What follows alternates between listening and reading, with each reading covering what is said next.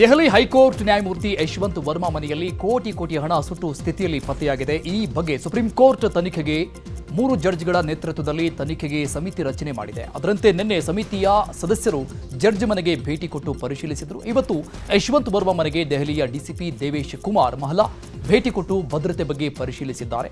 ಹಣ ಸಿಕ್ಕಿತ್ತು ಎನ್ನಲಾದ ಸ್ಥಳದಲ್ಲಿ ಪೊಲೀಸರು ವಿಡಿಯೋ ರೆಕಾರ್ಡ್ ಮಾಡಿದ್ದಾರೆ.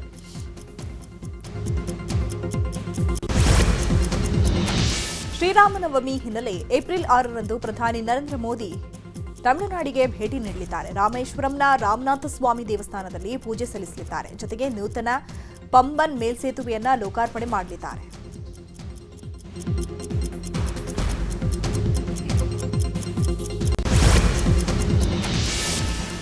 ಸಮಾಜವಾದಿ ಪಕ್ಷದ ಸಂಸದ ರಾಮ್ಜಿ ಲಾಲ್ ಸುಮನ್ ಅವರ ಮನೆ ಮೇಲೆ ಕಲ್ಲು ತೂರಾಟ ಮಾಡಲಾಗಿದೆ. ರಾಜ್ಯಸಭಾ ಸಂಸದ ರಾಮ್ಜಿ ಲಾಲ್ ಸುಮನ್ ಅವರ ಆಗ್ರಾ ನಿವಾಸದ ಮೇಲೆ ಕಲ್ಲು ತೂರಾಟ ನಡೆದಿದ್ದು ಕಿಟಕಿ ಗಾಜುಗಳನ್ನ ಪೀಸ್ ಮಾಡಲಾಗಿದೆ.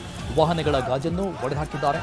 ರಾಣಾ ಸಂಘ್ ವಿರುದ್ಧ ವಿವಾದಾತ್ಮಕ ಹೇಳಿಕೆ ನೀಡಿದ್ದಕ್ಕೆ ಆಕ್ರೋಶಿತರು ದಾಳಿ ಮಾಡಿದ್ದಾರೆ.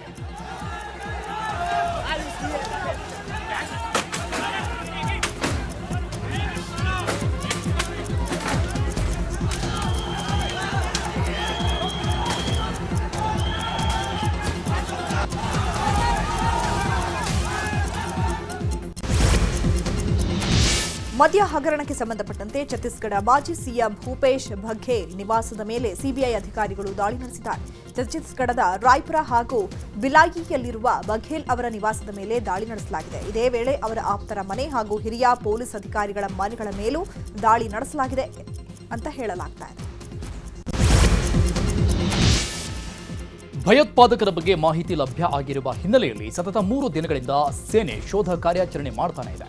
ಜಮ್ಮು ಕಾಶ್ಮೀರದ ಕಥುವಾ ಹೀರಾನಗರದ ಸನಿಯಾಲ್ ಪ್ರದೇಶದಲ್ಲಿ ಭದ್ರತಾ ಪಡೆಗಳು ಸತತ 3ನೇ ದಿನವೂ ಶೋಧ ಕಾರ್ಯಾಚರಣೆ ನಡೆಸ್ತಾ ಇದ್ದಾರೆ.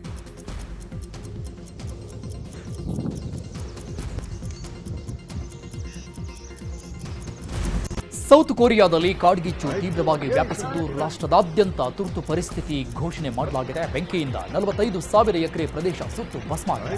24 ಜನರು ಜೀವಂತ ಸಮಾಧಿಯಾಗಿದ್ದಾರೆ. 26ಕ್ಕೂ ಹೆಚ್ಚು ಮಂದಿ ಗಾಯಗೊಂಡಿದ್ದಾರೆ. ಅದರಲ್ಲಿ 11 ಜನರ ಸ್ಥಿತಿ ಗಂಭೀರವಾಗಿದೆ. ಬೆಂಕಿಯನ್ನ ತಹಬದಿಗೆ ತರುವ ಕೆಲಸ ನಡೀತಾ ಇದೆ.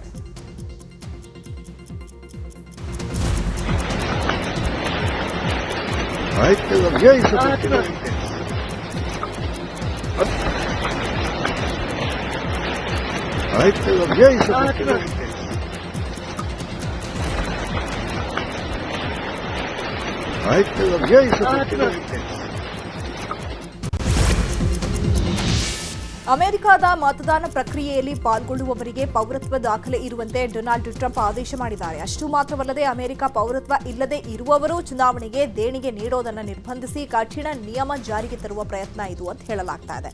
ಆದೇಶಕ್ಕೆ ಸಹಿ ಹಾಕುವ ವೇಳೆ ಭಾರತ ಮತ್ತು ಬ್ರೆಜಿಲ್ನಲ್ಲಿರುವ ಚುನಾವಣಾ ಪದ್ಧತಿ ಬಗ್ಗೆ ಉಲ್ಲೇಖಿಸಿದ್ದಾರೆ. ಸಾಕಷ್ಟು ವಿಶೇಷ ವಿಚಾರಗಳಿಗೆ ಸುದ್ದಿಯಾಗುವ ಚೀನಾ ಇದೀಗ ಮತ್ತೊಂದು ವಿಚಾರಕ್ಕೆ ಸುದ್ದಿಯಾಗ್ತಾ ಇದೆ. ಚೀನಾ ಅಧ್ಯಕ್ಷ ಕ್ಸಿ ಜಿನ್ಪಿಂಗ್ ಫ್ಯಾಮಿಲಿ $1 ಬಿಲಿಯನ್ ಆಸ್ತಿಯನ್ನ ಹೊಂದಿದೆ ಅನ್ನೋ ಮಾಹಿತಿ ಹೊರಬಿದ್ದಿದೆ. ಅಷ್ಟು ಮಾತ್ರವಲ್ಲದೆ 65% ಅಧಿಕಾರಿಗಳು ಲಂಚ ತೆಗೆದುಕೊಳ್ಳುತ್ತಾರೆ ಅನ್ನೋ ಮಾಹಿತಿಯನ್ನ ಅಮೆರಿಕ ಇಂಟೆಲಿಜೆನ್ಸ್ ಬಹಿರಂಗ ಮಾಡಿದೆ. ರಷ್ಯಾ ಹಾಗೂ ಉಕ್ರೇನ್ ನಡುವೆ ಕಳೆದ 3 ವರ್ಷ ಯುದ್ಧ ನಡೀತಾ ಇದ್ದು ಇದೀಗ ಅಮೆರಿಕದ ಮಧ್ಯಸ್ಥಿಕೆಯಲ್ಲಿ ಸಂಧಾನ ನಡೀತಾ ಇದೆ. ಕಪ್ಪು ಸಮುದ್ರದಲ್ಲಿ ಸರಕು ಸಾಗಣೆ ಹಡಗುಗಳ ಮೇಲೆ ಯಾವುದೇ ದಾಳಿ ಮಾಡಬಾರದು, ಸುರಕ್ಷಿತ ಸಂಚಾರಕ್ಕೆ ಅನುವು ಮಾಡಿಕೊಡಬೇಕು, ಇಂಧನ ಸೌಲಭ್ಯಗಳ ಮೇಲೆ ದಾಳಿ ನಿಷೇಧಿಸುವಂತಹ ಬಗ್ಗೆ ಪ್ರತ್ಯೇಕ ಒಪ್ಪಂದಕ್ಕೆ ಮುಂದಾಗಿದ್ದು ಈ ಒಪ್ಪಂದ ಜಾರಿಯಾದರೆ ಯುದ್ಧ ಅಂತ್ಯವಾಗುವ ಸಾಧ್ಯತೆ ಇದೆ ಅಂತ ಹೇಳಲಾಗ್ತಾ ಇದೆ.